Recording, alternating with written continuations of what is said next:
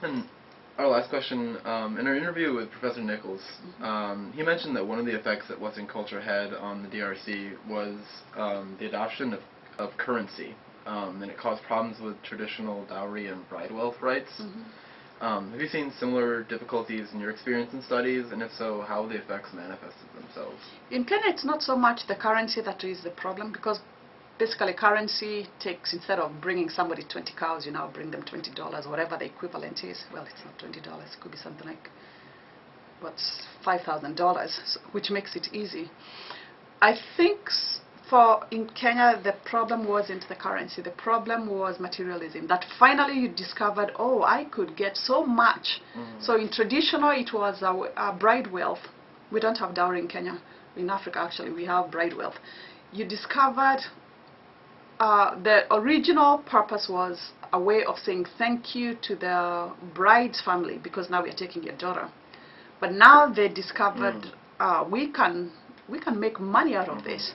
So let's assume Hannah here has got a first degree. Why take 5 cows? We could get 10 cows.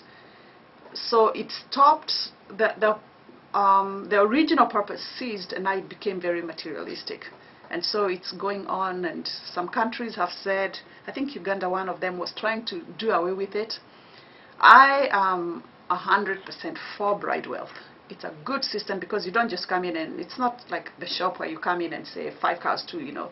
There's a lot of negotiation that takes place, and the family comes together, because the price you're always asked, whatever you're asked, is always more than the groom can pay. So that means the groom has to get his friends, his family to help him.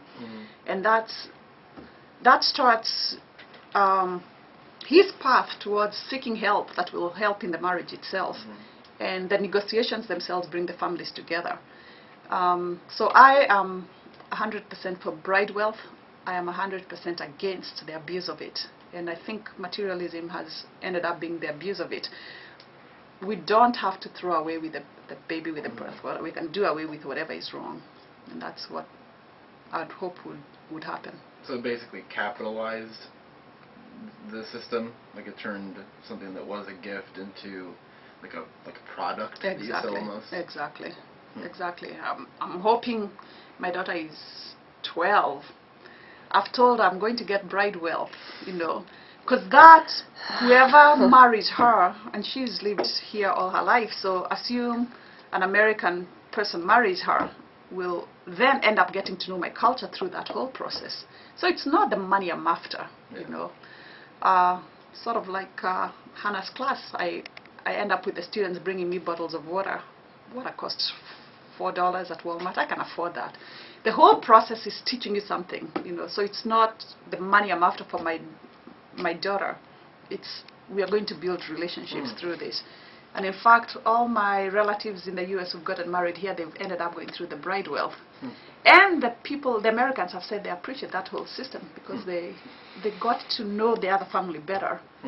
The bride wealth is not money given to just to the family, it's given to the extended family. So your grandmother gets something, because like I said, I grew up with my grandparents.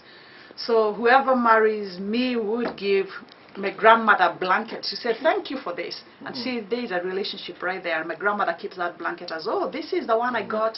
So it's a really rich, beautiful system. But it can be abused like any system. Just out of curiosity, do you just have a daughter, or do you have a son? Just a daughter. Okay. If you had a son, or if your relatives have a son, have they tried to have bride wealth for the American family that's being married into? Right, and it was interesting, because in fact that's the picture of my cousin right there with his wife. Yeah.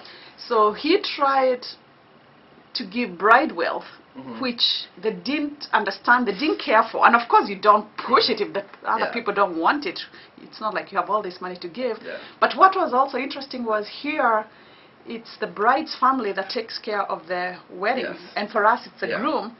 And so it was interesting, because he felt, as an African man, he wants to be in charge of this. It's almost like you marry a girl who gives you an engagement ring. As a man, you're like, no, I ought to give you.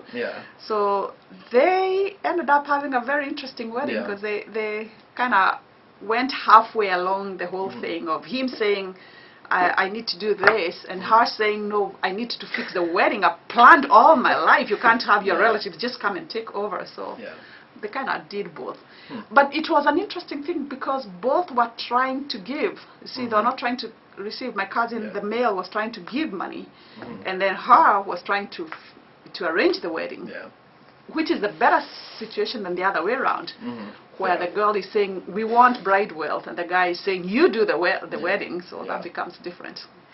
Okay, cool.